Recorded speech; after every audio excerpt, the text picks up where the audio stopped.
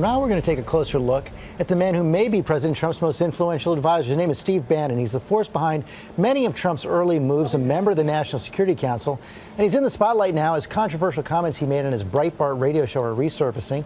ABC's chief national correspondent Tom Yam is here with the details. And Tom, there are hours of tape where Bannon calls Muslim immigrants a threat and says the U.S. engaged in a global existential war. There are hours and hours. That's right, George. Good morning. President Bush had Karl Rove, President Obama had David Axelrod, and President Trump has Stephen Bannon. Bannon, one of the advisors that helped President Trump with that executive order on the travel ban, a man who just months ago was running a website, now one of the most powerful people in the White House.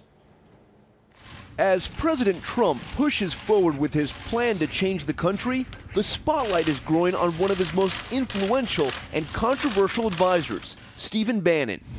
Recently, in an unprecedented move, President Trump named Bannon to the National Security Council, adding a political strategist to the team in charge of keeping the country safe. He's got a tremendous understanding of the world and the geopolitical landscape that we have now. Bannon is one of the most mysterious players in the president's inner circle.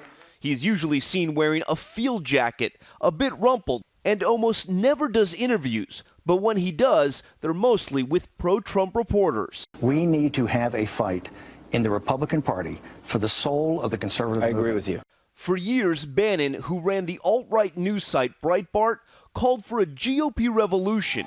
In Trump, he found his revolutionary.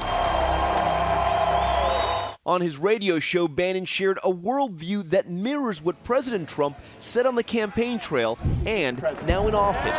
To be brutally frank, I mean, Christianity is dying in Europe and Islam's on the rise. Here's Bannon talking about Muslim immigrants in Europe. These are not Jeffersonian Democrats. These are not people with thousands of years of understanding democracy in their DNA coming up here. USA Today reporter Steve Riley reviewed dozens of hours of Bannon on the radio.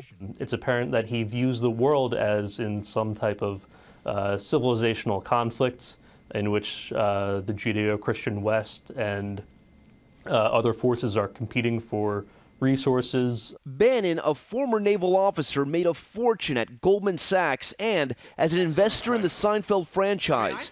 On his show, he called himself the patron saint of commoners. At Breitbart, Bannon's critics said the site was fueled by racism, sexism, and anti-Semitism, publishing headlines like, "Hoist it high and proud, the Confederate flag proclaims a glorious heritage. Birth control makes women unattractive and crazy." And this one, calling conservative analyst Bill Kristol a, quote, renegade Jew. Don't believe the mainstream media. Don't believe the establishment. Do not believe the permanent political class. We are on the right side of history.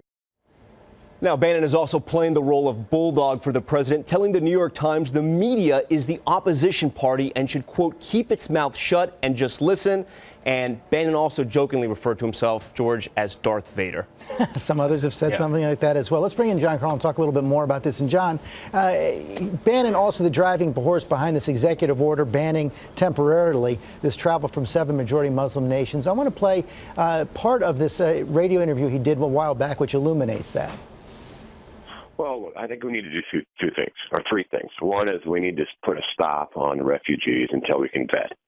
You know, we've been through a number of classified briefings. Why stop until we vet? I don't understand. What do you mean vet? Why not just stop? Why are you going through all this thing on vetting? The opportunity cost of vetting.